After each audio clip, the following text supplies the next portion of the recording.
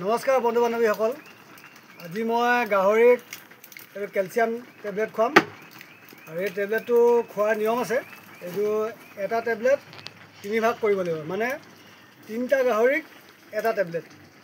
কি হ'ল, এতিয়া মই 8টাৰ কাৰণে 8 ভাগ দিব লাগিব, মানে 2টাই হ'ব 6টাৰ কাৰণে আৰু এটাই মানে 3 ভাগৰ 2 ভাগ ল'ব লাগিব।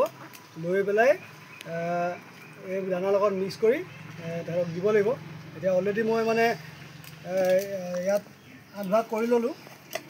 এতিয়া মই এইটো ভালকৈ গুড়ি কৰি লৈছোঁ।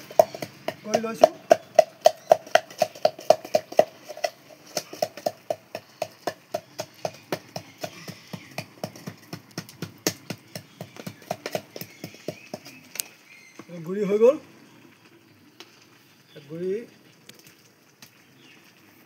গুড়ি কৰাৰ পিছত ইয়াক আমি এনেকৈ দানা দি দিছোঁ।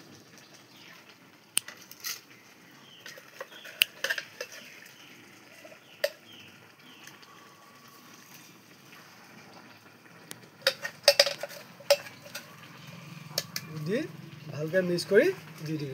ধন্যবাদ।